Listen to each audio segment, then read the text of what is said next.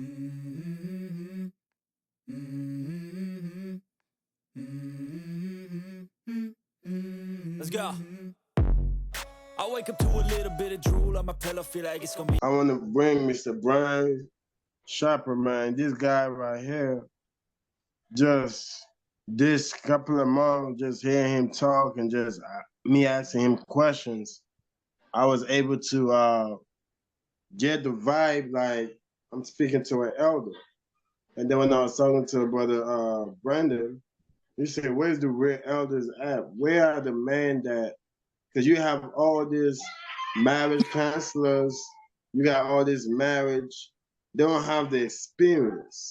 They don't have the they have book sense, but they don't have the experience. They haven't gone through things that will show that they have accomplished. Reality check, not book, not philosophy, but reality. One of the things I want to really stand out with this conversation is people grasping their understanding of wisdom. See, wisdom was something that was so sweet that everybody was chasing after.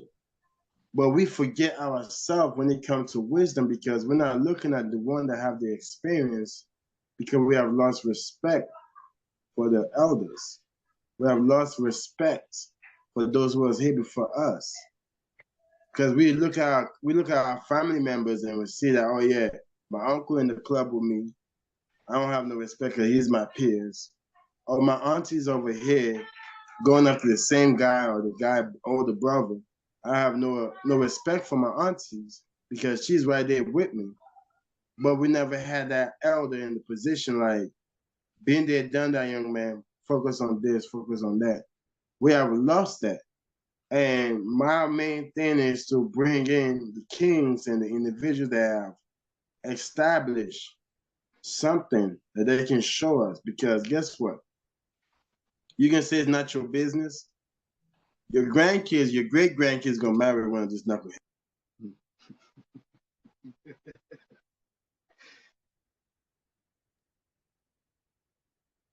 This knucklehead's gonna be right in your house.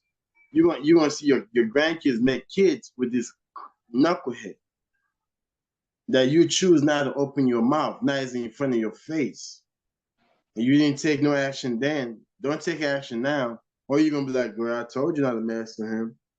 Boy, I told you to leave that crazy girl alone, man. You know her mama crazy, man. Why you bring to my house, man? Why you bring that kind of embarrassment into my house? Because it's embarrassment that even you as a grandparent, you as a dad, you as a mom to see your child have opposite and trash. You're like, why did you pick her? Why did you pick him? Why? Mama, you didn't teach me. Mama, you didn't tell me this and that. So that's why I said, well, this conversation is the elders taking over the platforms for us to learn from them and take note. Because at the end of the day, they declaim, get it done, and they have result. We came, we try to get it done. We have nothing to show yet, except time will show. So, Mr. Brandon, I really appreciate you for coming in. If you can explain your name, where you stand at, and I'm just gonna ask you some questions. That's okay with you, sir? Yes, sir. Yes, sir. Yes, sir. The first question I want to ask you, sir, is this: how long have you been married? Now you're asking me? Yes, sir. Yes, sir. I've been married actually 33 and 6 months. 33 years, 6 months. June 10th will be my 34th anniversary. Wow. Congrats. Wow, that's awesome. That's awesome. That's like almost my whole entire life. Yeah. That's my whole life. It's been a life sentence. It's been a life sentence. So now the second question is: in all your years of marriage, why you didn't give up? What did you saw in your wife? And I think at that time, sure they have a child and kids with you. What did you see in her that keep you going? Now, actually, there are a couple things. There was my wife who was, but there were my girls too. Now, like I say, in the beginning, in the beginning, nothing's ever going to be smooth. But in the beginning, I'll say through the first 5 years, we had our troubles, but then we really hit a rough patch through our 6th year. And I think that's actually common in marriage. But my kids did not deserve a broken family. I've always said, and I'm going to have to say this. I've had that example because I'm the baby of 11. My mom and dad, I'm the baby of 11. Three brothers, 2 brothers, 8 sisters. That's probably one of the last large families coming through. So I had that example. But my wife was my friend first before we got together. And I think that helped. Honestly, all attractions are based off of lust first. She checked all the boxes, but we were actually friends before we started talking. So I think that actually helped us. And that's it. She was my friend from the beginning, but I'm not gonna lie, any attraction is physical, but we were friends before we really started talking. And I think that helped us. Yeah, that's awesome. How did you? Oh, sorry. Go ahead, sir. Go ahead, sir. If you guys want to input, you can ask a question too. Well, I just wanted to say because that touched me a little bit because my wife, I just feel like she's my best friend right now. It's like no matter what happens in life, it's like I got a best friend, and she's always there because she's not just like a romantic partner to me. She's like literally like a friend. Like I don't really need to go to anybody else for anything. Like I got her. She supports me with everything. And so I think, yeah, what you say, I think that's key. And I'm starting to learn that myself now at the point that I am, that I got a best friend and yeah. And so I really resonated with that part, with what you just said.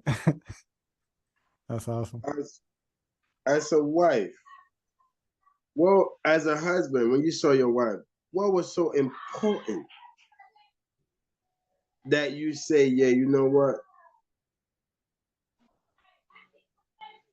I'll tell you, the funny thing about that is my friends told me that was my wife before I did. They were calling her my wife before I, we were together, we were hanging, but they would say, man, where's your wife? What? Next thing I knew, that's where we were. Now, I have to, like I said, she got pregnant, but I was never a player. I wasn't a player, but we've had that scare where, this is Miss. Once she make it through there, she was done. With this one, I had that scare. She wasn't done. But like I said, my buddies told me before I realized. I don't know what vibe I was giving off, but they told me before I realized that was my wife. Before I realized, I'll say I was lucky. Oh my God. Yeah, that's awesome. That's funny. Did that happen to you too, Mr. Shalom? Everybody was saying that, yeah, man. Friends, so because being friend around females, other people can see that, yeah, you gonna marry her. I think having other people saying that, they see something that you didn't see at the time, and you wasn't even looking at that direction. It didn't even come in your mind to even think about that person right there. Yeah, they're cool with you. You relax, y'all go out, go ahead, function, that function. But it never hits you to the point like people see something good for you than before you see it. Somebody saw her like, yeah, you gonna marry her. Nah, I ain't gonna marry her. I'm out here having fun. Like, nah, you gonna marry her. And I think I realized it when I was starting to say, when we were going to go, me and the boys, hey, we're gonna hit the club tonight. You know what? I don't think I can do that. I honestly want to spend time with my friend. I do. I had to. It hit me like that. Once they put it bug in my mind, it was there. They opened me up. But the thing about today, I think with the day, I don't think women are raised to be wives anymore. You know, they took out the home ec out of the schools. Family being this boss, you know, boss and independent does not go with a relationship. You know, you can't be boss and independent and be in a relationship. Women aren't raised to be wives in our society. With the home ec out of the school, you know, I understand that because my wife had to work too, but she still had a feminine side to her. You know, I mean, in today's society, it does take two to work, but these women are not raised to be feminine. They're raised to be the dominant one, seems to be. And I think that hurts the younger relationships a little. Especially, I believe, especially if the man is more traditional, then and you have like a modern woman, like yeah, she's trying to be dominant, but the man is already been programmed. The guy been programmed through his dad or something to be that provider, to be the one in control or providing. Yeah, It's our biology. That is yeah, that's our DNA to provide. yeah, That's what life has been for a man. Has been life to go out, get a job, work, because the world doesn't care. It's yep. in us to take care. I mean, but like I said, when I realized that was my wife, I wanted to give her the world. I know I couldn't, but I could give her what I could give her. But I think that's just in a man to provide. I understand through society how hard it got, but I think, like I said, I just don't think women are raised to be wives, and I think that Yeah. has hurt the younger generation a lot. Yeah, and then men are also you get put in a position like, okay, you love this woman, but then she wants to be dominant, and then you start feeling like, so then why am I here for? Like, what's my purpose? Because my DNA, like you said, like my biology is saying I'm gonna be the provider. I'm gonna take care of you. I'm gonna give you the world. But then you talking to me like you acting like you already have the world. Like then what do you need me? What do you need me for? Like, am I even needed in this relationship? Like, or am I just here just to be here and just follow you around and just be your friend and that's it? Like, what am I here for? Like, and man, and I feel like that gets into your head sometimes. Like, especially as a man, like, okay, well, I don't feel like she really needs me, so it's just gonna be romantic then, and that that said, that connection will really be there, and then maybe it will lead men to feel more depressed sometimes because now I gotta try to figure out how can I fit in, how can I become valuable, because my value is I can't find it anymore. Like what I've been programmed to be, I can't do it. So Yeah, I agree with him 100%. And my wife and I, we went through that a little bit, and like I think, and it's everybody, it's all of us. We all get programmed from society, but I think that the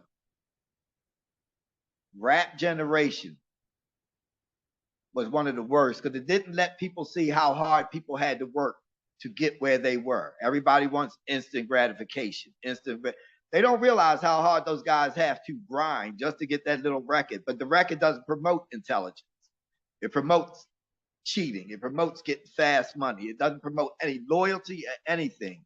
They have seemed, and I know I'm just ranting right now, but I think they have spent billions of dollars to break down because it seems to be directed at us. It's not in rock music and it's not in, country music, but it breaks down our family fabric.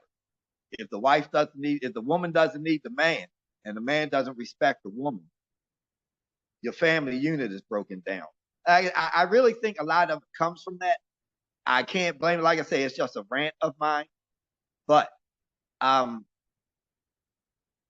I kind of lost my track there. But yeah, I was agreeing with him on one point. I really think They have spent billions of dollars to break down our family unit, and we bit into it. But if we just watch the television, that's what happens. If you aren't interacting with your spouse, with your family, that's what's going to happen. The old saying of letting somebody else raise your kids. That's what happens if you don't interact with them. I don't know where I think that line came across because with my generation, like I say, I remember one girl started at 13. She was the first girl to get pregnant at 13 when I was coming, and I blew everybody's mind. But that was almost a start around our way of the single family, but she almost got paid to be a single mother. And then she had another one, and then another. So it's just that our women aren't raised to be wives anymore.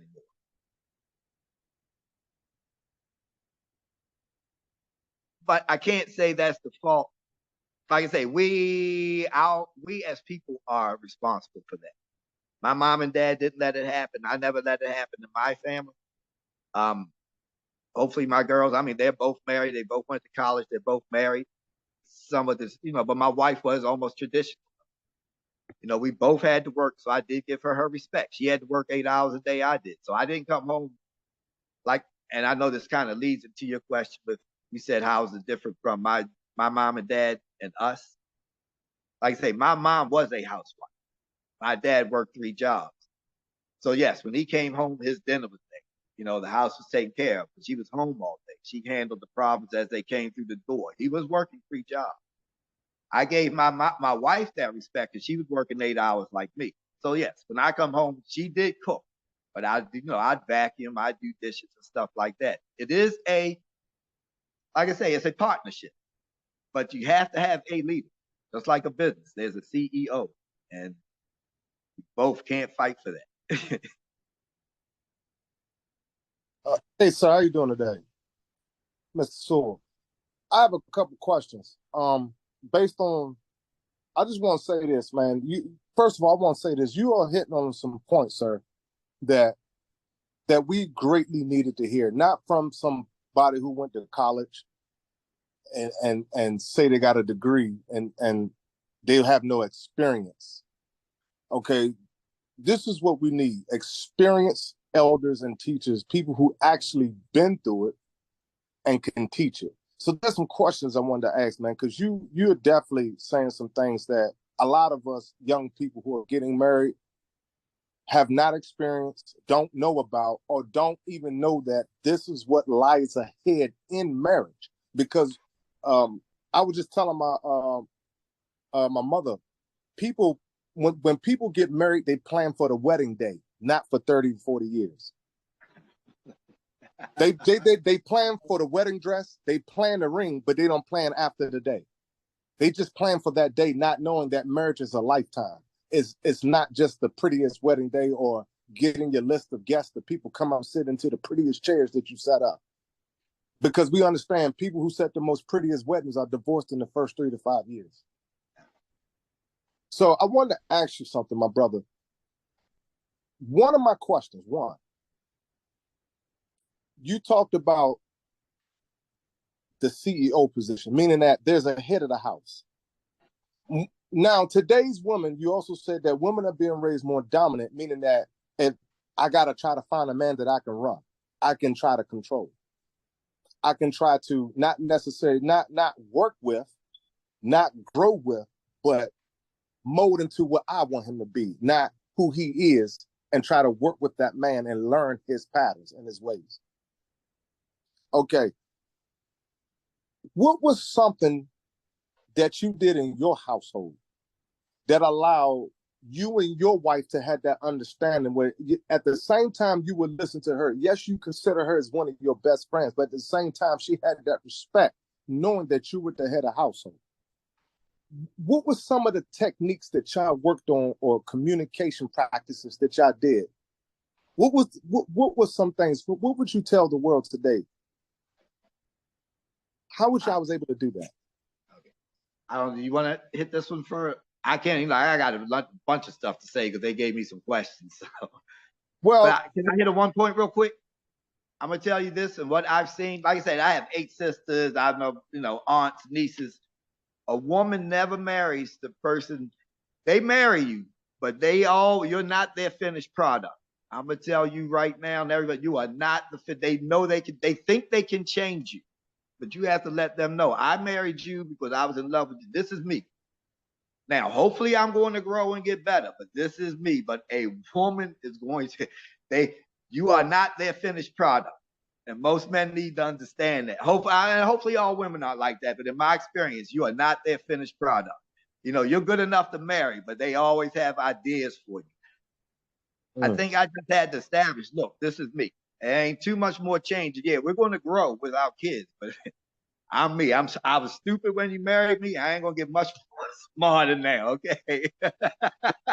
I think that helped us, but even still, there's still always going to be a fight. There's still going to be a struggle for the power. But after, you know, and I'll say this, I didn't make my waters choppy, but when there was time to say, look, check this out. This is how we're doing it. I guess I gave her enough to where she accepted it when I said that. And I don't know if that was true. It's just how it came out to me.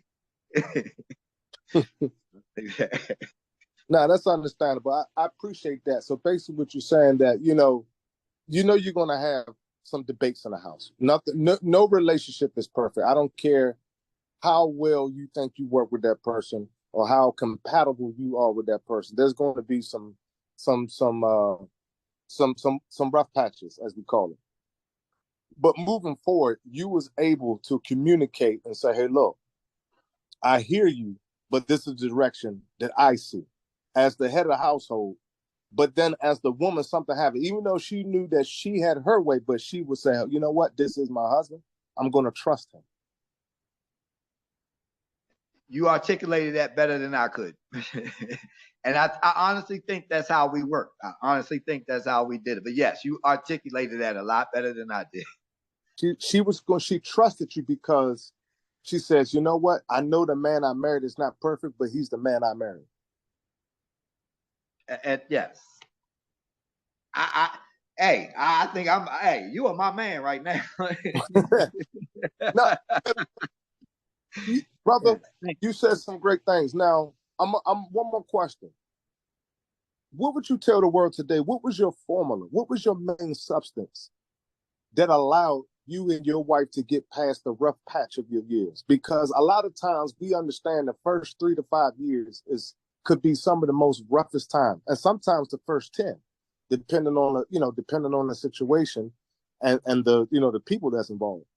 But at the end of the day, what was some things that not only that you did, but what was some things that you saw in your wife that she had to change that allowed her to be more compatible with you? I ain't found that one yet. No, we grew together, and actually when everybody, like I say, and like I said, I don't want to dominate this conversation. I do want, but I think everybody looks at you. Everybody looks at the Joneses. Everybody wants to have the big house, but we had to realize we actually had everything we needed. We had, okay, we didn't have the house with the pool in the yard, but we had a house. We had 2 girls. We were both working. We actually had everything. I don't want to go into a religion. I'm not a Bible carrying verse fitting Christian, but we had everything God intended us to have. We went forth. We were fruitful.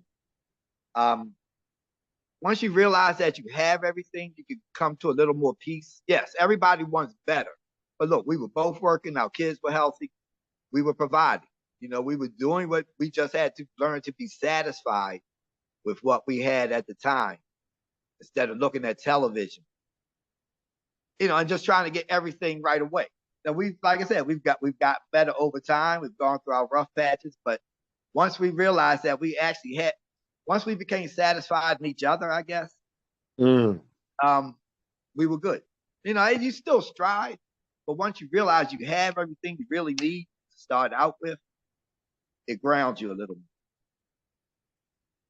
Thanks a lot, sir. Mr. Brian, I appreciate you. I'm going to let these other brothers get their questions in, but I'm going to sit back and hear what some of the other things apply to. But Mr. Brian, I appreciate you. I do have more questions, but I'm going to let the other post ask you because, man, you on fire tonight, man. You know, your number's called and you on fire, man. You cooking tonight, man. The lead scorer, brother. So we passing you the ball, man. So you can, do your thing on the court, brother. We appreciate you. I'm glad you gave me these questions. You gave me time to think. Yes, sir. Again, Thank you.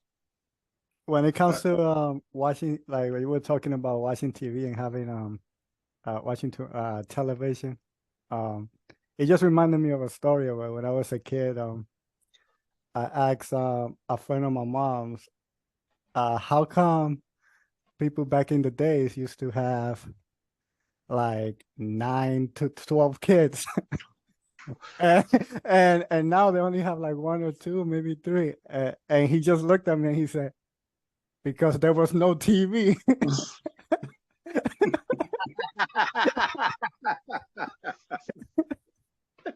We had no TV.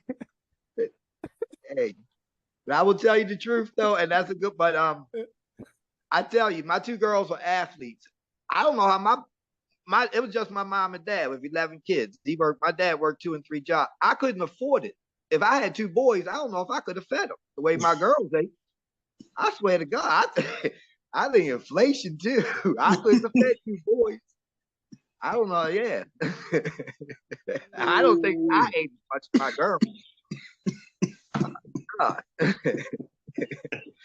But I mean, for the family unit, yes, I do think that all this media and everything has broken it down. I don't even know if families eat together anymore like we used to, And I have to admit, even with my family, and there was only, it was me, my wife, and my 2 girls. We did not always eat together like I did at home. My mom had dinner at 5:30. Dinner was on the table, and everybody was there. Everybody that was in the house was there at 5:30, unless you may have, older kids may have had a job or stuff like that. But everybody was at that dinner table. They're almost like the Waltons. I hate to say it, but it might be before your time. It's almost like the Huxtables. It was almost that, but everybody did that. On my neighborhood, everybody did that. But there was a lot more family units than there are now. And still, times are different. Times are different. Everything, schedules are different. But at that time, families did get together around the dinner table and talk. I don't know if we have that anymore. Like I said, my family wasn't like that. It was only 4 of us. We tried, but times and the era, I think, may have broken that up. Wow. Yeah, definitely. The one of the questions I want to ask is what lie did your wife told you and was hard for you to get over?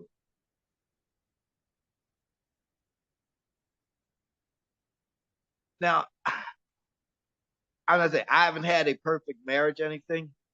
All of our stuff started really before my daughter was born. So when we had stuff like when we were chasing each other.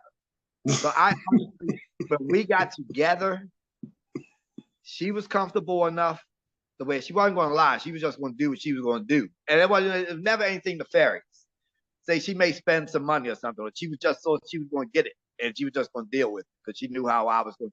I think we were at that point to where I was just lucky. I'm not going to say, I can't say, and I can honestly say this. I'm not going to be as bold as to say she has never cheated or anything. I don't know. What I'll say is this: I've never chased to find that, but I've always thought that life would bring that out. It never has, so I've never looked for it. So that's why I just did to help me mentally coast through. Now, if it came up, there's no get by. That's a deal breaker, and there is no statute of limitation. I'm gonna tell you that too. But if it ever came up, it would be a fresh stab wound, and we would be on. But I have been lucky enough to say that hopefully we were honest enough, open enough with each other that I never had to worry about that once we really got married. All of that happened earlier. Because I can say we were in the beginning. I'll say I was, how you're out of a relationship, but you aren't. You're talking to somebody else. You can't stand this person. 2 weeks later, y'all. We had all of that early. But once we really started hanging together, and my boys, like I said, once they told me that was my wife, we never really had a lying problem to each other. So what I'll say is more of a respect thing as to, yeah, if I'm hanging out, I'm not going to call her. I'm a man. No, that I was wrong. I should have given her the respect of calling. Hey, yo, I'm going to do this. We're hanging out a little longer. I was supposed to be home. That I think, but I never got the vibe of being lied to or cheated on or anything like that. But I didn't also, like I said, I didn't look for it. I think stuff like that will come out in the wash. I think you drive yourself crazy looking for that stuff. But don't be dumb. I'm not going to say I didn't. I just pursue it. Yeah, I don't want to say like I was. No, I just didn't. It was the easier way for me to get. Mm-hmm. I would say it's good for everybody. It's just how I got it. Mm-hmm. Problems come up, but they usually present their stuff, and then you deal with it. Mm. What make your wife special to you? I think it's just time. Time, being together. Like I said, we were friends first. So it's just like your buddy. You know, I got lifelong friends now. They aren't my wife, but I have like it's just time together. I don't know. We're at the point now. You know, we finish each other's sentences, emotions, things like that. It's just time. But she was always special. I mean, I guess that point. Again, I'll say I was lucky, but when I made that decision, that was it. So, yeah, I guess. And then when she got pregnant, like I said, she brought me two things in this world I could never, ever. Yeah. Two girls. I'm having a hard. I have one daughter. I have a son and a daughter, but I have a female, and man, that's a tough one. That's the hard one right there. Because my son, yeah, boy, he's tough too. But him, I feel like I'm parenting him. But my daughter it's like in a whole different level. It's like you can't do it the same way as like, I try to apply the same stuff that I do with my son to her, and it's just like, oh man, it's like I have to figure out how to be a parent twice, because it's like I gotta be a parent to a boy, I gotta be a parent to a girl, and they're completely different. It's like I can't raise it the same. It's not the same, and having a girl is hard. So I can. I don't know how you did it with two. Well, I'm gonna tell you the truth, right? I don't know if I could have raised the little me. I'll give you, like you say, the raising boys are dumb. I got to never. Trouble finds us when we are idle mind is the worst thing for a boy. And like I say, it's just I don't know how you raise a boy. I know I've been looking at me, him telling me what I know he thinks I should be hearing. Yep. Now, I think I was looking with the girl. But the thing is, my son, he's acting right now. His personality is kind of like mine. So I know, because it's kind of like mine, I kind of know how to kind of like control it a little bit. I'll be like, okay, I know I don't like this. I know me, I would not like this. So I'm gonna use it as a punishment. Be like, hey, this is what's gonna happen if you don't do this.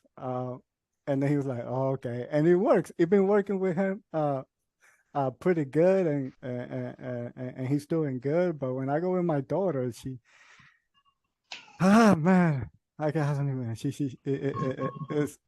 It's like a brick to the head, man. Like it doesn't work. She just compared to my son, because I feel like when boys are younger, yes, we later on we become to be like man, and we get our testosterone, but I feel like when we like boys when they're younger, like you said, like first of all, he thinks like he can control me for some reason. I don't know why he thinks that, but he feels like he could, and like he could control the whole situation here.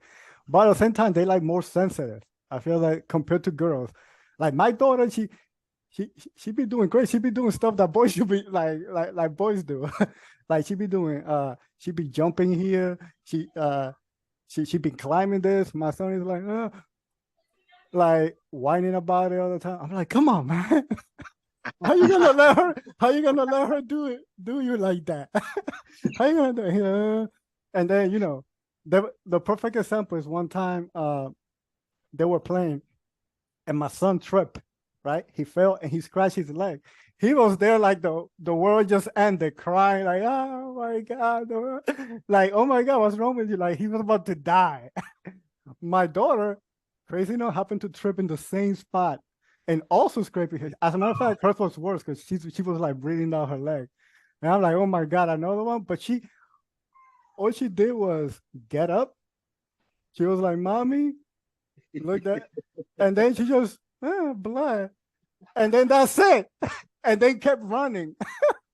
And I'm like, and some lady was watching and she was like, yep. And they say boys are tough. Like, but but the crazy thing, that's how it is. And when I try to tell her something, she gets back at me. It's like I have another wife or a girlfriend here in the house. And it's like, oh man, like I don't know how to deal with it. Now you have another mother. Yeah, That's what you have, another mother. another one. But But she does. mother.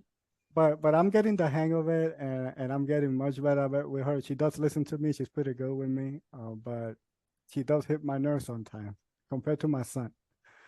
All I gotta tell my son, hey, if you don't do that, man, you ain't gonna play video games for a week. If you keep doing that, and and this is what we're gonna go do. You gotta help me go take out the garbage right now. If you want to keep playing video games, you gotta go help me take out the garbage right now because we gotta take all this garbage out. He's like, okay, Dad. But my daughter, it's just on another level, man. It's tough. See how like I say, I'm not gonna say I regret. I had two girls. I don't think I raised them any different than I would have. I don't know if I raised them any different when they were younger than I would have a son. Because I think people imprint too early sexuality on kids. Like my youngest daughter was always with me underneath the car, fixing stuff. But she's as feminine as any lady, but she can hang a TV. She hung on TV. She good with tools. she helps me move stuff, Yeah, I know. But she, like I say, she's as feminine as any lady. So I didn't raise them any different from boys, but when I did, when I was spending a lot of time with my nephews and my grandson, I see that difference. Dumb. I know I gave my mom problems. It's just like my little granddaughter is so tough compared to my and they're only 6 months apart. But you're right, it's fun. But you can see where he is a little man though, coming up, learning little things. It's funny. It's fun. Yeah. I have a question. Mr. Brown, I have a question. In the beginning, when you first got married, did you ever think you'd be holding your grandchildren? Like, what you see in front of you now, no, the work that you put in, getting married, going through those tough days, going through all the, staying together through all whatever situation and whatever life presented. How would you even think you'd be holding your grandkids? And tell me something. How does it feel? Oh man, I'm gonna tell you this. You talking to a person who wasn't going to get married. Okay, that was not what I was going to do. I was the baby of 11. I have 8 sisters. I was not getting married. Okay, no. I know. It is the best, man, holding your when you see your grandchild, you see your kids again. That is awesome. I mean, the whole thing, even before you get to your grandchild, watching your kids graduate. My God, man. I mean, just climbing these milestones is one of the best things. If you do it with them, is just one of the best things in the world. Coming up with your family, I have to admit, this is from a person who didn't want one. I would never trade any of it for a day. If I had to go back, I wouldn't trade any of it. Bad times, good times, I'd take them. Maybe a little more money, but Other than that, I don't know what. I don't even know if I want the money. Because I honestly, I'd written down on one of these things. I will admit, I don't know if I was on a different financial scale if we just stuck it out like that. I'm gonna have to say that. Honestly, I don't know. I don't know that, but I'm glad I went through it the way I did. And just holding my grandkids, man, no. One, I never thought of that until it happened. And man, I can't explain it. I can't explain it. I cannot explain that. So going through everything, toughing it out, like you said, going through the tough financial situations, whatever situations that came in the house that presents any other married couple, because no one's exempt. But getting to a point where y'all are still together and y'all can just see your grandkids, knowing that your child is bringing your grandkids to see you and your wife, your child wanting that time for them to spend with their children. And it's amazing to hear a brother say, I wouldn't trade that in. Because we know that, you can get money back. Whatever you lose, you can get back. Whatever you made before, you can make it again. But memories come once in a lifetime. To make memories is priceless. And to hear you say that, sir, is just, sir, I respect you. And like I said, I know we're not perfect. We all have our own issues and battles, but bless you and your family, sir, just to know that holding your grandkids is just something sacred to you, knowing that you never imagined to get to that point in your life, but the Lord has blessed you to see this long way. He gave you long enough longevity to see it, where you can hold your grandkids.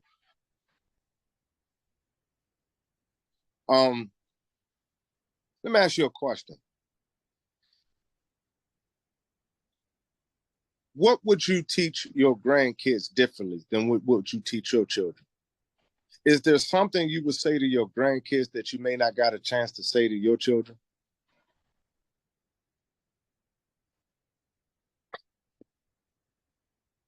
I don't think so, because I think you and I talked in the office one day. Times are different, eras are different, problems may be slightly different, but they aren't. Everything has been the same since the beginning of time, except for technology. You got a man, a woman, son, a daughter. You're gonna go through the same thing. You're gonna go through the same things as a family unit. Black people, white people, rich people, poor people, we all suffer. Living on the face of the earth is tough. I don't think there's anything you can really say, because all the old sayings still apply today. There's nothing that they said 100 years ago that don't apply today. An ounce of prevention is worth a pound of cure. I don't really think there's anything I could tell them any different. Because I don't know the technology. The only thing I could give you is the common sense. I think common sense will always get you through, no matter where you are. So no, I don't think there's anything different I could tell them. Well said, sir. Well said, Mr. Brian. I mean, the response to that was just well said. This coming from a time, and I just want everybody to know that, again, Mr. Brian didn't go to school to be a marriage counselor or a therapist or anything that deals with handling people's situations. But I always feel that this is what we're missing. We're missing the elders teaching, because it's like they used to say back in the day, when you looked at that movie Soul Food, right? And everybody knows about this. So as soon as I say this, people know the analogy of where I'm going. It's the big mamas, but also the granddaddies. You see, sometimes I always say that if you may not have been blessed to have both parents to learn, then the best thing to do is to reach out to someone and to learn from someone that you may have the answers. Because a lot of us go to YouTube, and hopefully, don't get me wrong, when videos like this goes out there, you know, the internet is our source of education nowadays. As far as like, you know, you want to learn some things fast, you ain't got to read a whole lot of books. You could just go into there. But I just think that the experience of elders should not be undermined. The experience of elders should not be taken lightly, because just like you know, like you said, an ounce of prevention is better than a pound of cure, where they also say too, experience is the best teacher. So when you have elders teach from experience, when you have elders share their experience and their knowledge, you said one of the greatest things. You said that the same rules apply. The same teachers from 100 years ago still applies today. They do. So it's not about reading a lot of books. It's not about looking at a lot of videos. It's about connecting with the people who experienced the things that we're going to go through before us. It's about connecting with the elders. Because we understand that getting married is not easy. But a lot of us don't understand that when two people get married, they don't realize how much work, commitment, and dedication goes into this thing. Because somebody may say, well, I'm just looking for the other person to put in all the work, and I'm just going to do this little bit. And I'm not saying financial-wise is like that, but the work can be with the children. The work can be keeping up the house, because we know a family must be raised under a household. Yes, sir. And so whoever's under that house, everybody has to work together because any couple can get a house. Any couple can build a family, but to maintain it, to keep it together, that right there, that's the secret gumbo sauce. How do you maintain something that's easily gotten, but not easy to keep? Can I interject something? I'll say this. Through the years, just like you rededicate yourself to the gym, you rededicate yourself to church, you do have to rededicate yourself to that to your relationship. You do. And especially when the times go bad. That's when you need to, hey, you know what? We're either going to make this work or we're not. And that's when you rededicate yourself. But if I can say this to the young guys, if there is something, I'll say this. You always hear us arguing. You hear the old people complain about bad times. There are plenty of good times. You know, you don't go down that aisle because of bad times. It's just that the bad times scar you, so they stick out. It's just like if you ride a bike. You don't remember the good time. You don't remember riding that bike. You remember falling off of it. But you don't remember the simple joy of just riding that bike up to when you land. You know, it ain't even the fall that hurts. That's just preparing you for the landing. It's the landing that hurts. But there's plenty of good times. Nobody goes down that aisle because of bad times. It's just that the bad times scars. Well, in my opinion, they scar psychologically and physically. Thank you, Mr. Brian. I appreciate you. So I'm gonna let the other hosts, if whatever they'd like to do moving forward. I just want to say thank you, Mr. Brian. It was a pleasure meeting you, sir. And I just appreciate you just answering my questions, sir. Just thank you a lot. I honestly appreciate you really asking. I'm telling you the truth. It was an honor.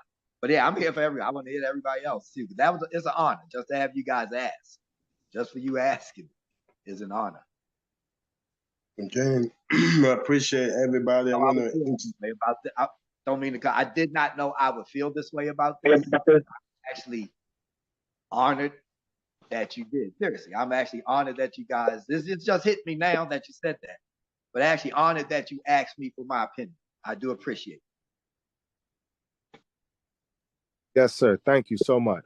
Thank you, Mr. Brian. Yes.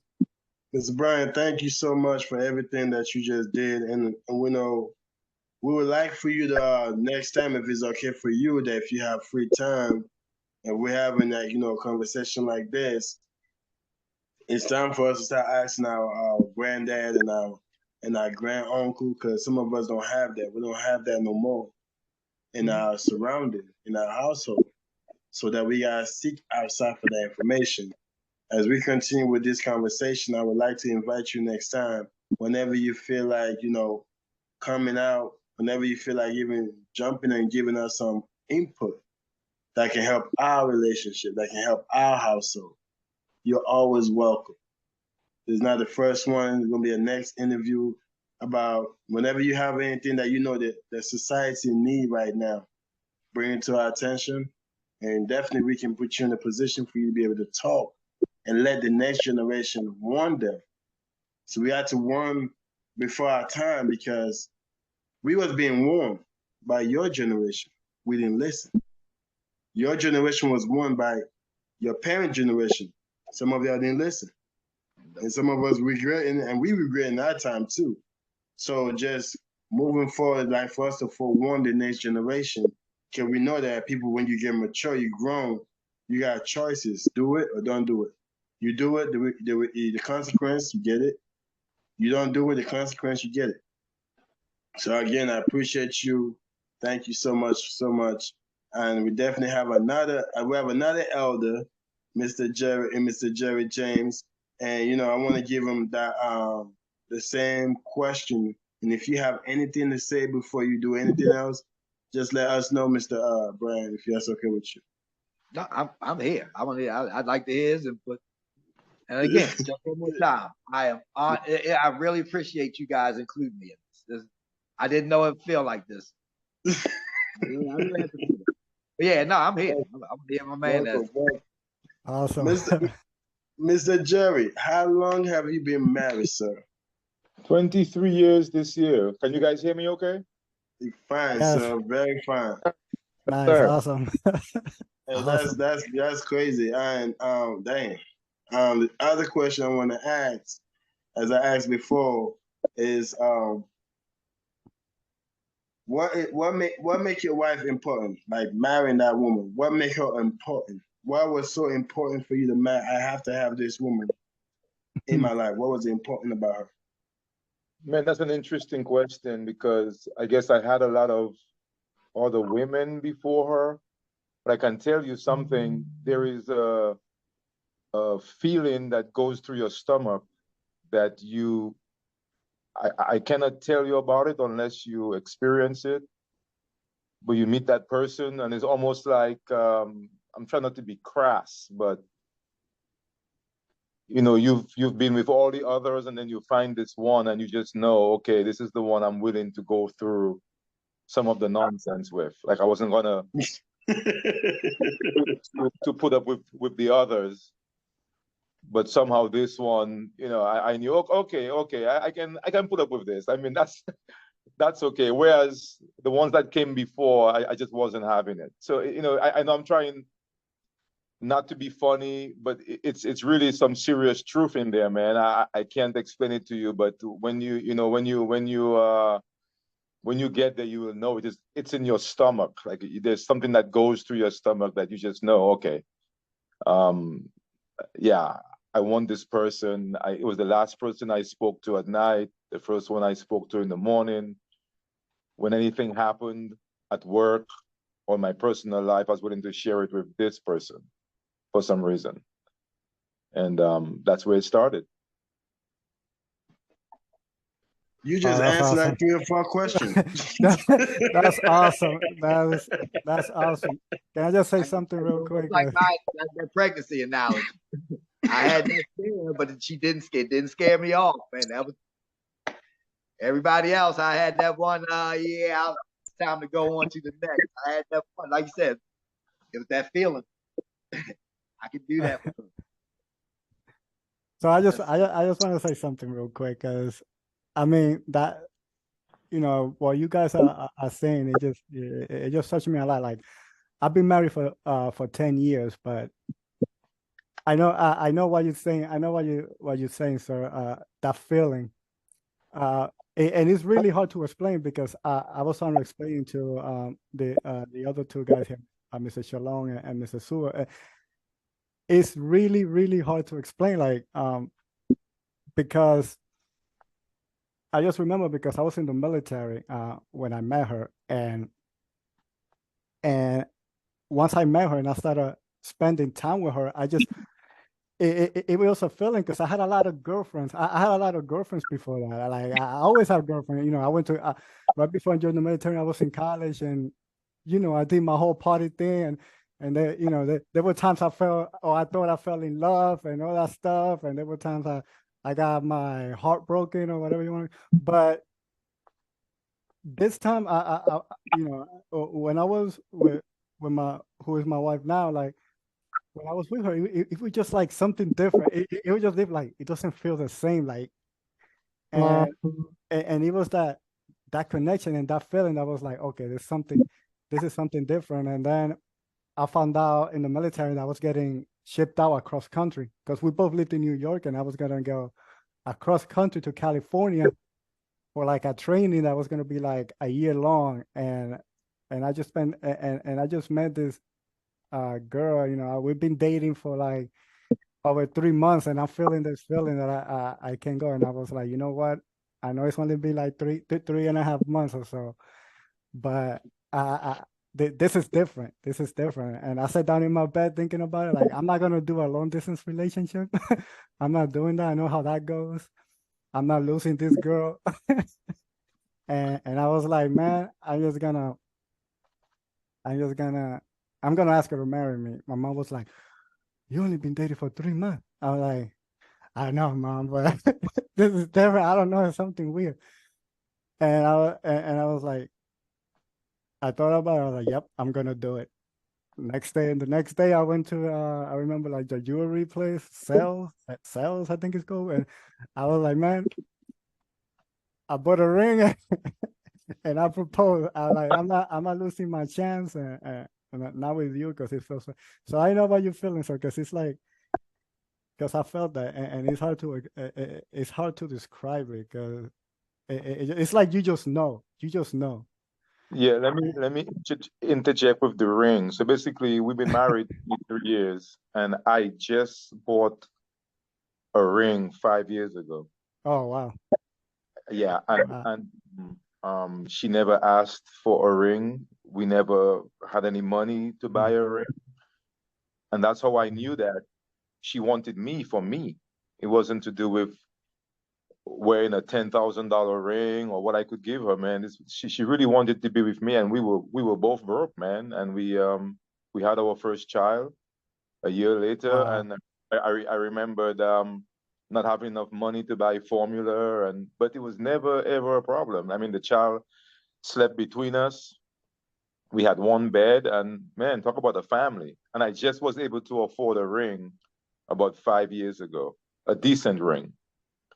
Her mother gave us her grandmother's ring, and that's what she's been wearing for the last, I think 16 years or so, until I was able to go to and finance a ring and gave it to her. And Wow. never it was never about the ring, man. So when I gave her Mhm. the ring, you could just see, wow, after all this time, man, like, oh my God, I finally have a ring. And then I have a ring too, Oh, yeah. because Yep. the ring I had it was like a white gold I had bought somewhere. It wasn't very expensive, but she gave that to me, and that's what I've been wearing ever since. Now I'm wearing both rings now. The inexpensive ring and the ring that she could finally afford, and I have them both on my finger. Actually, I take off one on the weekends. Well, Mhm. actually, I take off the good one during the week, because the job I do, I don't want it being Yeah. damaged. Hmm. And That's then why. on the weekends, I will put the both rings on. So Yeah. what can I Same. tell you, man? Same. It's about that feeling. I mean, there are ups and downs in the marriage, of course. We are both human beings, and we get mad at each other, but it's a matter of somebody has to lead, somebody has to follow, somebody has to say I'm sorry, which is Yeah, sometimes hard to do as a man. But sometimes if you yeah, want it to is. keep the family together, man, you gotta say I'm sorry, man. You know, Yeah, so you gotta be the bigger person sometimes, and just understand and just admit when you're wrong too. Be able to admit it. Be like, hey, babe, I was wrong. Maybe I shouldn't have done that or said yes, that.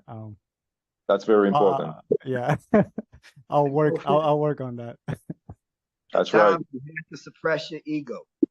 Yeah, Gotta say, at times you just gotta yeah. suppress your ego sometimes. Hmm. But at that point is valid. And everybody seems to be making the same points, man. Like I said, even through time, there really isn't much I would teach my daughters or anybody any different, man. The formula is the same. You find two people that care about each other, just like the ring is symbolic. Just like he said, she wanted him. That's Yes. love. That's love. And she wanted him. Ring is just a symbol. But nothing, like all three of us seem to be in the same situation. Nothing's different. Nothing different. I have friends that's been married and they're already divorced. They are still paying on the wedding and the ceremony Yeah. and they're already separated, man. And he's still making payments on the flowers and the catering hall, and it's been 5, 6 years later. And so I mean, it cost me $100 to get married, man. We went to Oh the wow. we went to the court, and it was $50 a piece for the marriage certificate, and the judge that married us told us to. I remember it was a very cold day. It was winter time. It was 20 days. It was 10 days before Christmas, and we got married on a Wednesday. It was freezing, and the judge said, "Go do something that you guys can remember from this day forward." Man, we went home and slept, man. It was the best, we You got had. married. What else did you do? You already got married. Hey, I have a So we question. go to Vegas. We didn't go have a fancy dinner. We didn't go, man. We were tired she was in school. I was in school. I was working full time. She's working full time. We used that day and we went home and we slept for almost 16 hours that day, man. We were very tired. That was Yeah, that was it, man. There's no fancy story, man. There's no yeah. big going on here. It's just two people who wanted to be with each other, No fancy story here either, man. Because I didn't have a honeymoon. I still haven't had a honeymoon. We're still planning. Trying to go on a honeymoon after 10 years. Like, but she understands why we can't have a yeah, honeymoon because we are in this together, So yeah, I mean, I hear friends some of the things that their wife says. It's sort of ridiculous, like oh, there's no way he would get me. I mean, to me it's an insult if he buys me a ring that's $500. I mean, oh that's man, yeah, you know what I'm saying? So I was very lucky to have somebody that didn't see it that way, man. And because she knew I couldn't afford it. And yep, I said to her, hey, I have nothing to offer you except me. yep. And that was it. And two kids later, they are both in college now. And Oh, nice, awesome. yeah. So it's awesome, man. Are they both is it like a boy and a girl? They're both same A girl, gender. boy and a Girls girl. both. Oh, boy and girl. Nice. Yes. Yeah, Yeah. that's nice. That's nice. That's Yeah, attitude. I have a boy and a girl too. So, but they're still little. I have a Okay. 9 and a 5-year-old. Yeah. So I have a 19 and a 21. Oh, 19 and nice. the Oh, boy nice. can. I'm 36 and 32. Yes, sir. Yes, sir. Nice. Awesome. Hey, Mr. James, I have a question. Yes, sir. So first of all, I want to say that good coming out and doing this interview. I think this is something great. The same thing I told Mr. Brian. I think You want the experienced people should be the ones teaching because experience is the best teacher. Which leads me to this question right here for you, James. You said something that's very, very powerful. And when I mean powerful, I mean that most people don't understand what you just said is what makes or breaks marriages or relationships. Okay. what would you tell a young woman if like your daughters or like any other, what would you tell the younger one who is looking to get married that do put a lot of value on a wedding ring? What type of advice would you give these type of women going into marriage, knowing how to, let's say, pick a man, or let's say to even understand? Because don't get me wrong, I'm not saying this. I'm not saying that a woman shouldn't have a nice thing. Please, I don't want to say that. If it's feasible, then by all means, yes, buy a nice ring.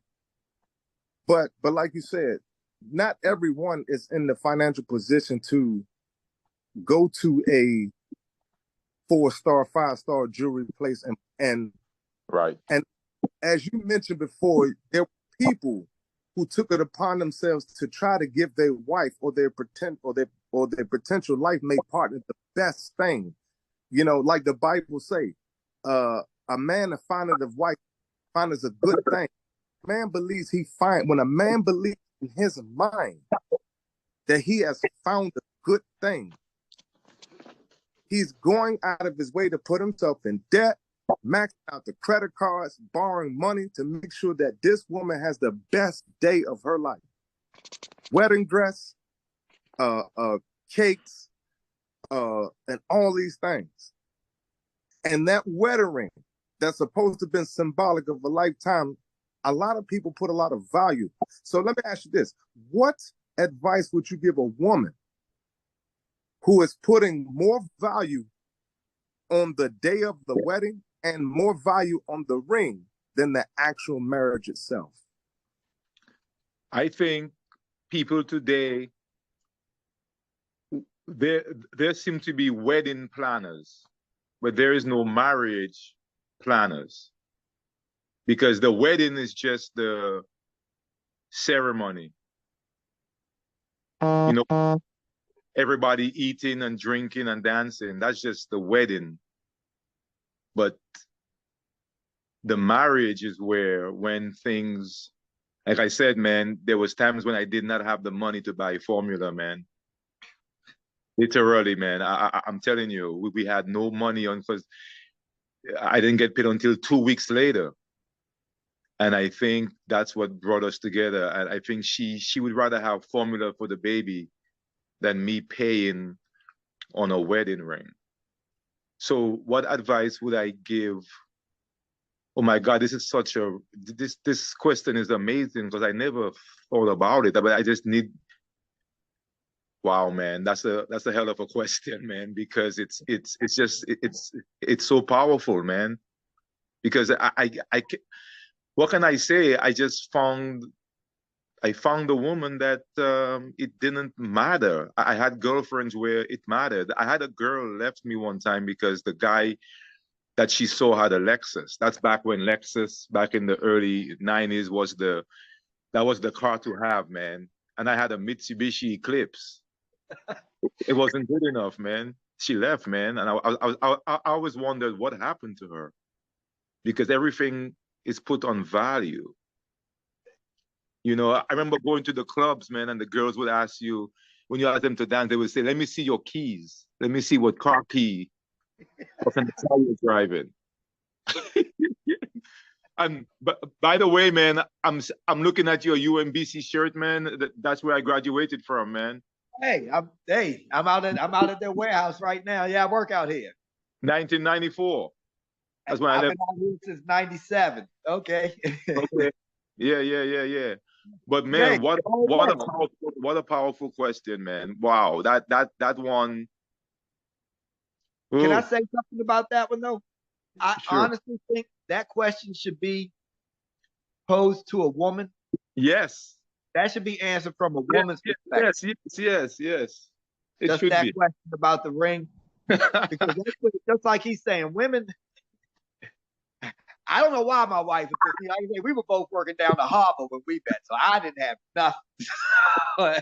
And I do know, I used to be afraid. Like I say, I've seen women leave other guys. That Mercedes pulls up and you standing on the bus stop, you can almost kiss your girlfriend goodbye. So yeah, my wife loved me at that time. I don't know what. But like I said, I give it to him. His wife married. He did not. The ring is just a symbol. Right. The woman putting all her eggs into that would be a red flag to me. If Yes. I needed 10,000, back in the day, like I say, we got married back in the 90s, in 1990, 89, 90. So a $10,000 ring would have set me back. Should be We back just for she get her a ring, and she knew that it was just what we could afford. We just did what we could afford. I knew that a wedding day was special to a woman. Yes. I like I say, the courthouse would have been fine with me, but I also, like I said, her mother and my family helped pay for our wedding. Okay. It was more traditional. But no, like I said, but we worked. She knew I didn't have any money. The ring we went to Zales. Her ring might have been $1,000. Now I've upgraded it. Yeah. Yes. Yes. You know, Yes. Like I said, it was love with us. Yes. Yes. Yes. Yes. That Yes. question is for a woman to a woman. That's amazing, man. So, That's, Mr. Okay, thanks a lot, Mr. Man. I asked that question because you guys are the ones because a lot of times when we get married, men or women, right? When we get married, are we looking to last over 15, 20 years? Or are we when we get married, we just looking for the day-by-day thing? I asked Mr. Brown a question. Do you have any grandkids, Mr. James? no, sir. But there will be a day, Sure. potentially. Okay. I'm looking forward to it. Okay. Now, let me ask you this question, Mr. James. Going through all the women you have been through, all the different experiences that you have gone through in your life, dealing with different relationships, the ups and the downs. But as I'm hearing you talk, you say you found the person that, out of all the women, that caught your eye and caught your heart. Now, this woman, you have kids by? Yes, sir. Okay. How will it make you feel when you hold your grand? You just zoned out there for a second. Say it one more time, please.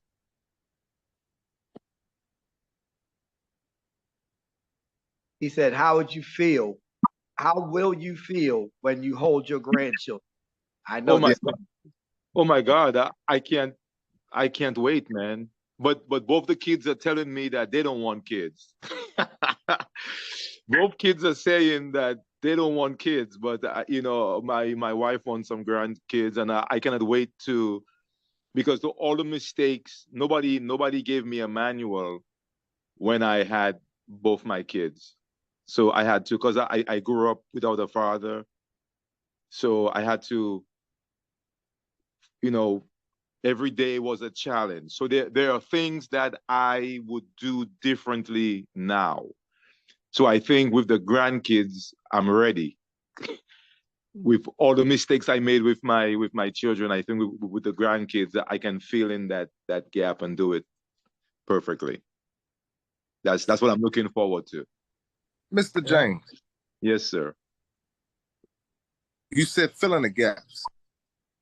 Very important. You realize a gap, and not just, this is what I talk about, having humility and letting go of pride and being honest with yourself. As a man or as a woman, doesn't matter. But of course we're men on here talking. So, Mr. James, you realize something in your life that you could have done better. Right. You realize, you say, hey, I taught my kids, but maybe that wasn't everything. I may have possibly gave them everything. I know I see my babies, they're doing good. They're doing great. But with more experience, when the third generation comes, I have more to teach now. Yes, definitely. I do have more to teach now. Trust me, I didn't know what I was doing the first time. But I think I have that knowledge now. I always tell my son just simple things as driving. I say, son, it may not make sense to you now, but I'm telling you, do this, do this, do this, because look far ahead, because if there's a car parked on the side, move over, because I don't know if he's getting it, but I keep on telling him, hey, I know about this road. I have been down this road already. I can look back and show you where all the bumps are. Now, I understand the people who came before me did the same thing with me, and I was stubborn. I knew everything. You know, I thought I was smarter. But I understand now that when you are in your, you know, from a baby to 19 years old, you have wisdom. Well, actually, you have knowledge, and from your 20s on to 40s, you know, you have wisdom. But only when you become 50, 60, 70, you finally have understanding. So they always said that if knowledge and wisdom had a child, it would be called understanding. So I think I'm at the point right now where I'm beginning to understand. And I have to understand that my son is young, my daughter is young, they're going to challenge me. I just have to be resilient and just keep on telling them over and over and over again. But Mr. James. Yes, sir. I have one last question. I think this is a very powerful question, so get ready. Get ready. This one's going to hit home. All right. Are you ready? Yes, sir. What advice do you have for other young men who may not have their fathers in their life? They may not have grew up with having a father in the same house, but they're going to be facing the same challenge of being a father, a dad. Right. What advice do you give another young man who's either going through being a dad or he's about to be? He's either already a father or he's about to be one, but he never had a dad himself to show him all the things about parenthood. So I will tell you, let your instinct take over. So that's a good question. What I did was, everything I felt as a young man I was lacking, I did with my son. Not all the time, didn't do it perfectly, but I always vowed, I always wanted that father, because I didn't meet my dad until I was 12 years old. 12 years old when I first met my father. So I remember at 12 years old, man, I used to love when he came home and we would go on those walks, and even going to the store was a big deal.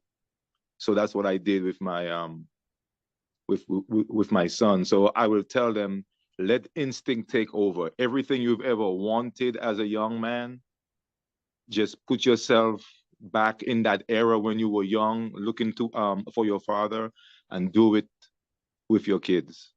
Go for a walk, lift weights together, play baseball together, talk about whatever together, wrestle, tickle him, toss him up in the air. All of these little things that I wanted, that's what I did with him. That's my advice. Let instinct take over. Thanks a lot, man. I appreciate I you. want to commend him on that. Like I say, I grew up with a father. I've had my dad, but that just when he asked you that question, that would have been the only thing I could have said. Just not being in that situation is to try to use your instincts. Yeah, try and use your instinct. Yep. Try to use your instincts. I commend you on that. I like Thank that. you. All right. Well, thanks a lot, Mr. James. I want to say thank you, because there a lot of people has not had a dad in their home, and they need to know how to have a GPS on parents, but also the mindset of being a father. And I think that's, so I just want to say, me personally, appreciate you. I'm going to let the other host take over. And I just want to say thank you. And it was a pleasure for you to answer my questions. Thanks a lot, Mr. James. Thank you, man. I loved it. Thank you. Yes. Mr. James, you're going right through all my questions, man. I'm I'm happy, but at the same time, it's like you just hit me, boom, boom, boom, boom, boom. It's just like what make That's your marriage special, and what the next generation can learn from you. You just spoke so much about even with a single dad, your instinct. Whatever you felt like your father should have done for you or done around you, that's what you do. That's the same thing I do with my son. right. Like I go to the bathroom, I wash with him, and and rub some lotion on him. I make him feel comfortable with himself, and go outside with him. Sometimes I get mad at be like, yo, let him go outside for a second because he need that sun. Because I know me, I'm not a house child. Since I was young, you can catch me in the market, you can catch me down the field. I'm Yeah. always into something. So knowing that he have that in him, and I know it's gonna come, let him start having. You start letting him go. Start letting him go but he know how to get home. One of the things about what you saying that what you can teach the next generation about marriage. My question I want to ask you, and I know this question was not even sent to you guys. The question I want to ask you: what is your vision? Do you see in the next 10 years for this generation? How things going? The Bible says, this is our favorite conversation, you and I. The Bible says, in the last days, perilous time shall come. Father will turn against son, mother will turn against daughter, and so on and so on. And what I see is that everybody is just so superficial.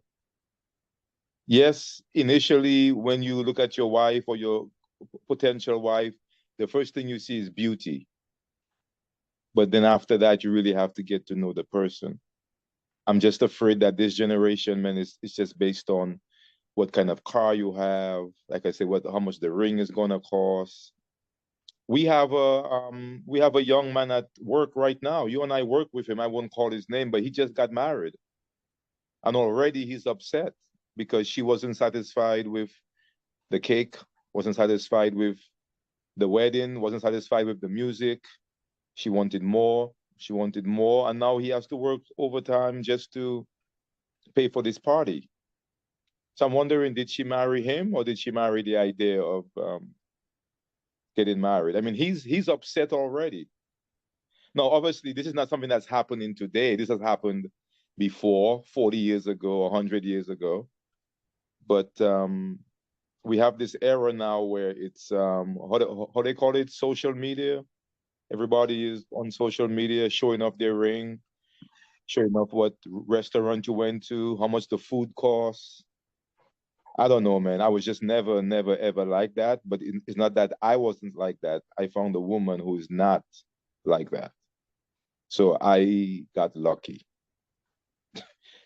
So I just got lucky, man. Can I piggyback on him a little bit? Go ahead, Sure. sir, Mr. Bryan. Go ahead, Mr. Bryan. Like I was saying, what he's saying is true. And then from my generation, it has been multiplied 10 times. Like I was saying, it was almost a media attack to break down our family structure. All they show you is how, fast money, women being loose, this, that. It's just like he said, the simple things he did with his kids, I did with my kids. We went on walks. I didn't spend money on movies and the malls. That bonding, playing softball and soccer, going on hikes and stuff. I watched my kids do that with their kids today. And that's great. My kids had to earn they were going to get to play that Sega and PlayStation and even anyway, but they still had to earn it. We went out, we did something during the day first. Then they could come back. But that simple time together is bonding. And that's just something I don't think people realize now with like I said, it's just the media generation, the media technology today has taken some of the parental responsibilities away from them instead of spending time with their kids. It's almost like letting television. But that simple things he did, those are bonds those kids will pass down to their kids. You can't negate that. There's nothing you can make past spending time with your kids. And I think that's a lot of the problem today is nobody spending time. And it is hard. I mean, like I say, everything costs, but it is hard. Just have to be there with them. Yes, sir. Yes, sir. Yes, sir. I agree with you. 1000%. Amadou,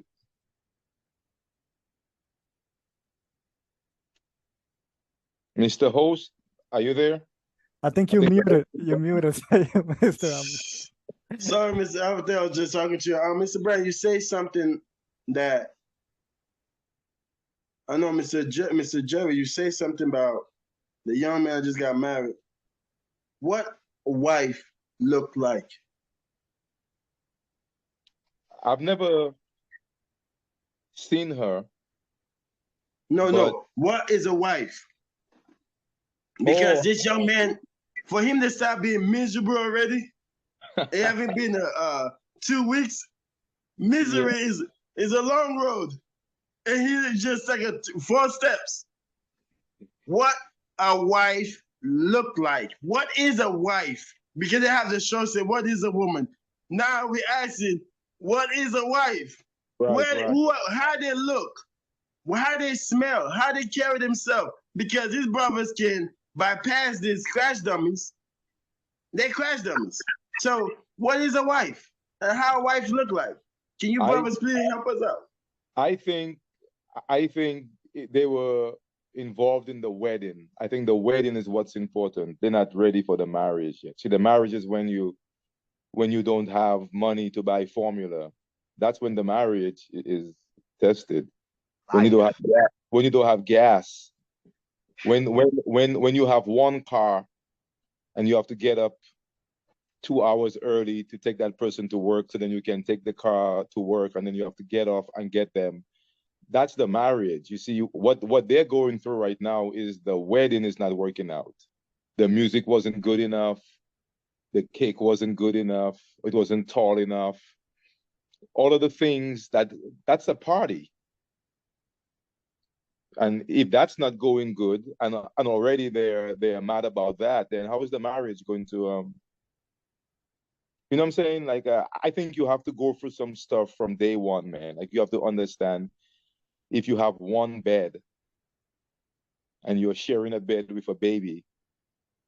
And I remember when I had to be conscious, like I cannot roll because I love to toss and turn in my sleep, man. I got this baby next to me now. I have to Your stay wife on one slept. yeah, Mine did too. yeah. So I think that's what it's all about, man. Because I never had a wedding, man. So I think I was thankful for that.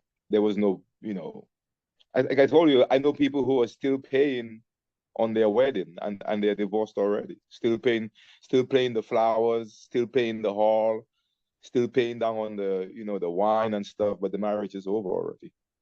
So Now, the question is there though, is he in love with her or her image? Because if those red flags were there before that wedding. He had to that know her character before that wedding. Now, he was complaining way before he got married. He complained to me every day, and I didn't give him any advice. I didn't, because I don't know Why? what goes on behind closed doors. So I just listened, man. Why?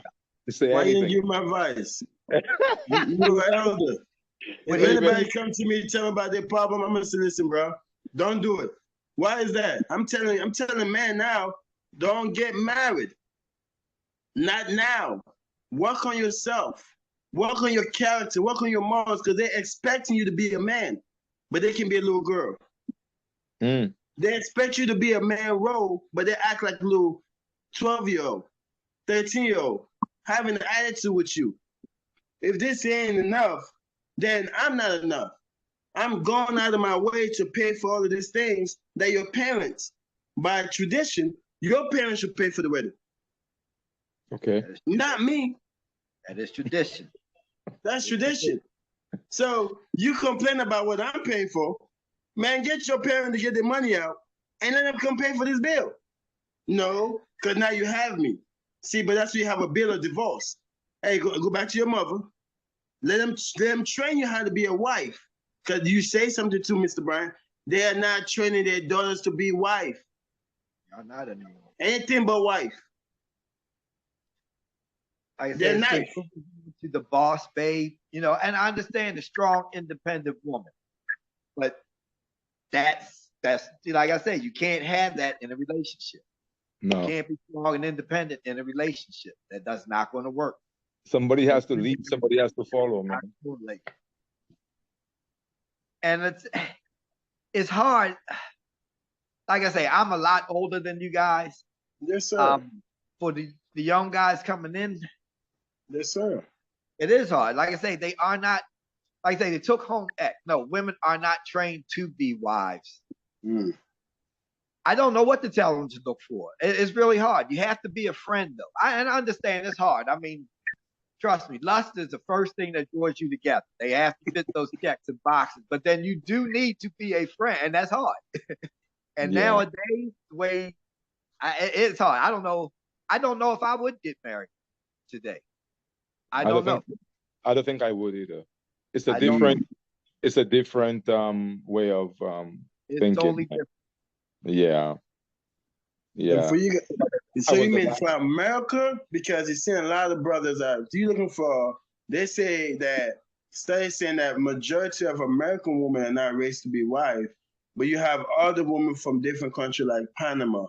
You have other women from Puerto Rico. You have third world country that are Belize. You have third world country woman. They watch their dad like, yeah, work hard, struggle, came from a big family, and the dad was working. He was doing everything that he's supposed to do, and they see how their mother act and react. So those women that the men are looking for a wife, they are there. But over here is a machine woman. Is a product of a system. But at the same time, if we look at your generation, the people in your generation create these kids. True. I know what you're talking about. And I kind of with today, I think they call like the passport brothers, right? Where they're going Yes, over passport kings. Yes, sir. the women overseas. I mean, like just like they do say that there is really no divorce rate overseas. There is, but there isn't, because the family is valued a lot more. You know, Yes. here everything is monetized. Yes. It's Yes. almost more, a woman can do better by herself, you know, than with the man in the house. But if they don't have value, I'll say that if the woman does not. Let me add something.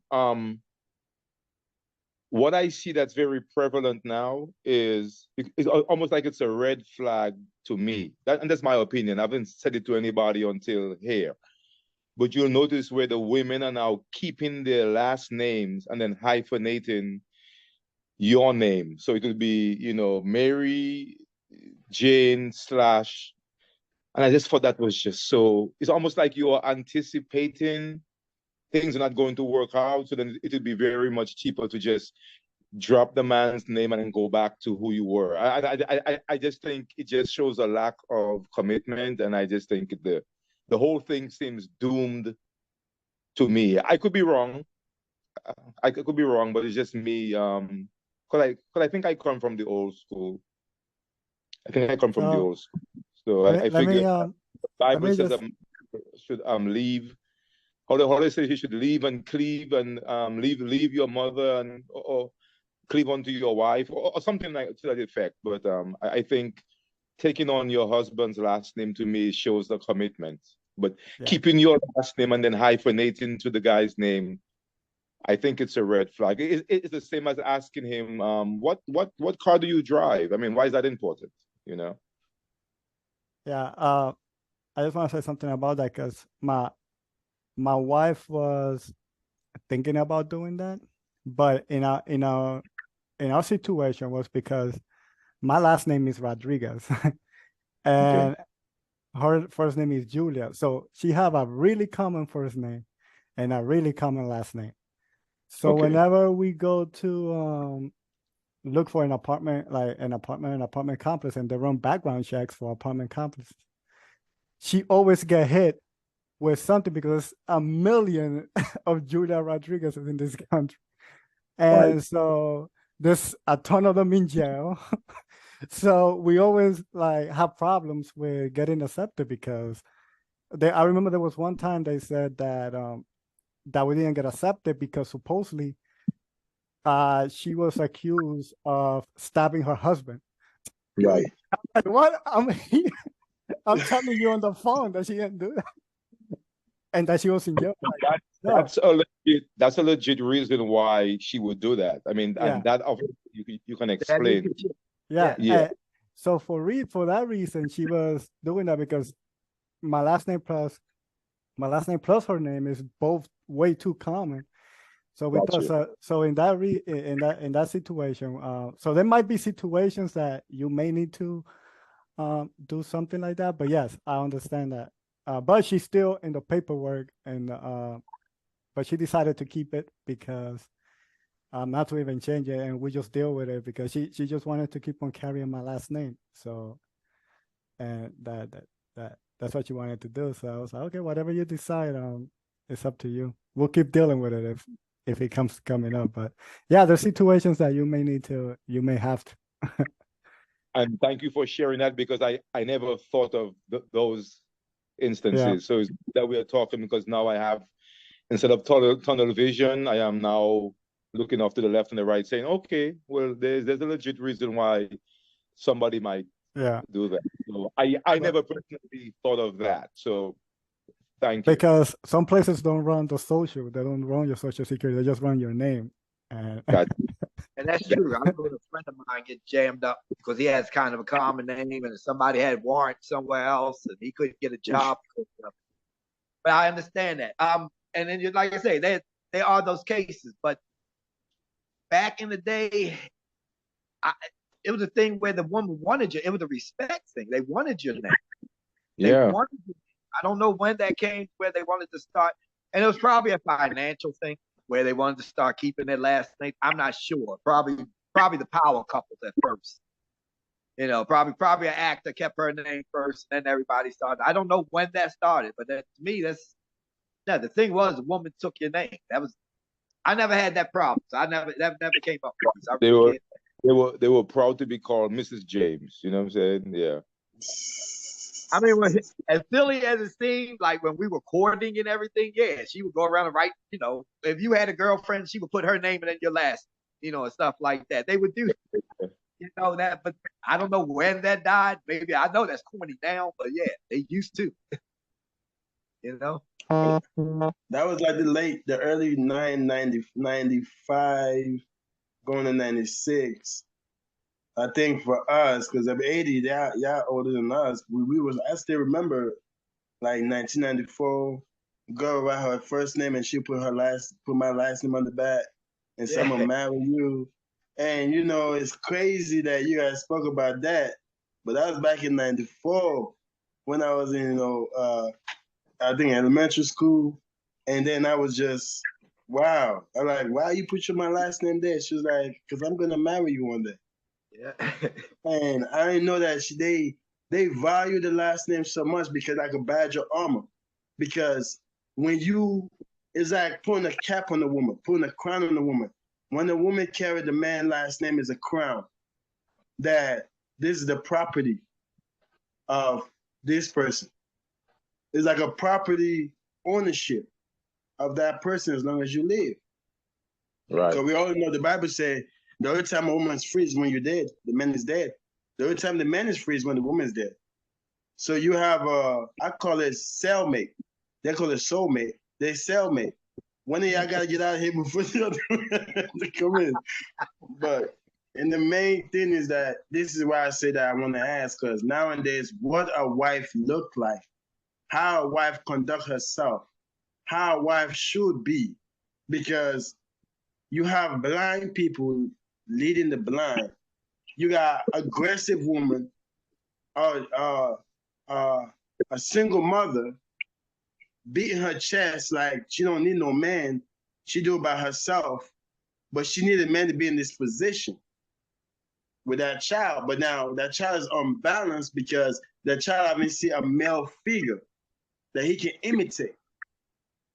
And she don't have no good brothers and sisters around her. Majority of them doing drugs, majority of them selling drugs to their family member, majority of them going to jail, but then the question, before I jump to that question, why is this woman not getting pregnant by irresponsible men? Irresponsible? Irresponsible. Their choice. Women control the sex. Oh, go ahead. Sorry, go ahead. I'm not trying to cut. I'm just saying women control the sex.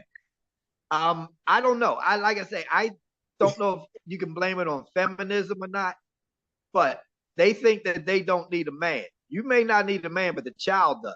And like I say, we need each other from the beginning of life. You need a man and a woman. You hit that point to make a child, and the child needs a man and a woman. A woman may not need the man, or so she thinks, but she does, because then you're going to have an incomplete cycle, if you're going to put it that way. But yes, I think you need a man and a woman to create a life, and you need a man and a woman to raise that life. Right. Like I say, the independent woman thing, I think that's the feminism thing that came along. I can't say for sure. It's just my opinion. But yeah.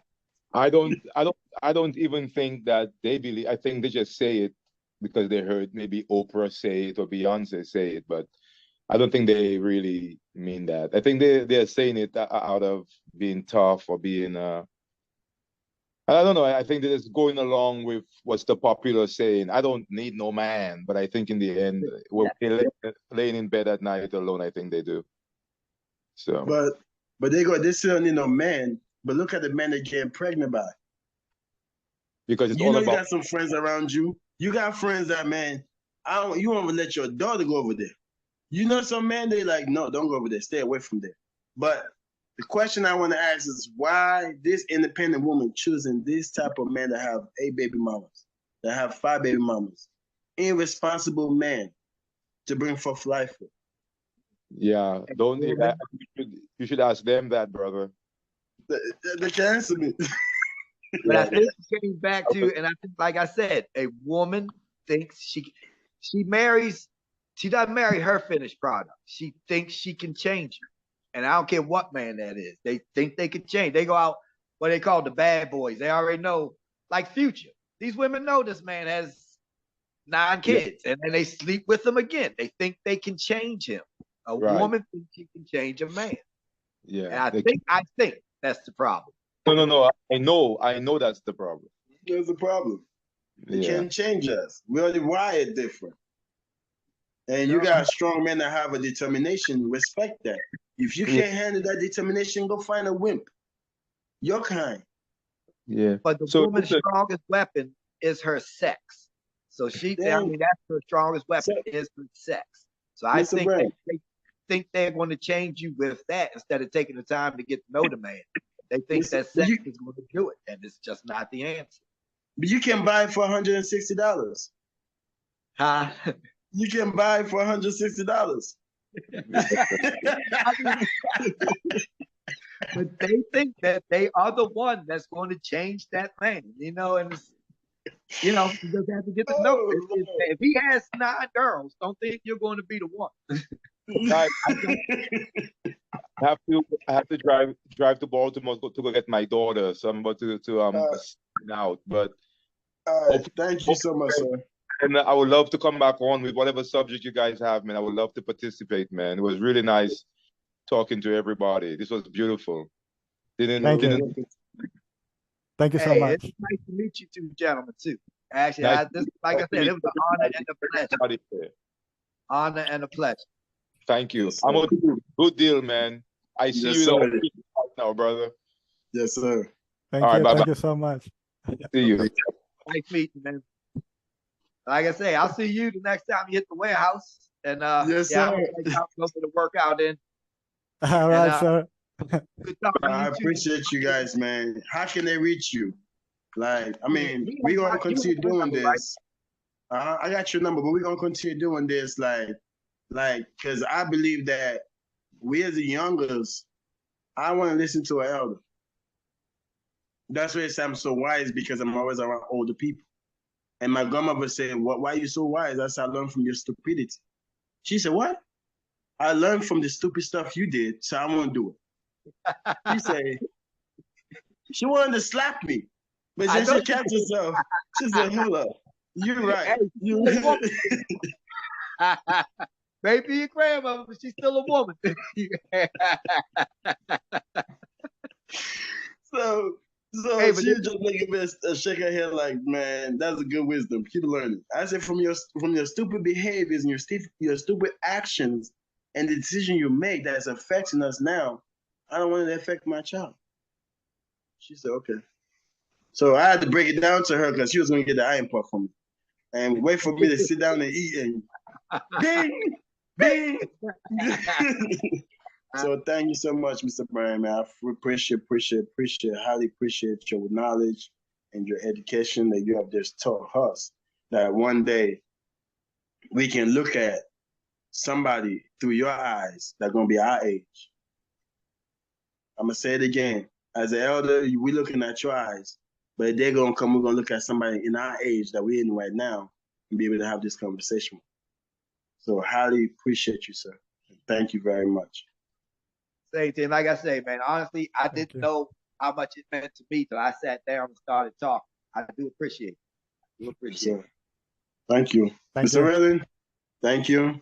Mr. All right. Seward, take care of yourself, man. Y'all stay blessed. All right, sir. gentlemen. Good one. All right. Let's go. I wake up to a little bit of drool.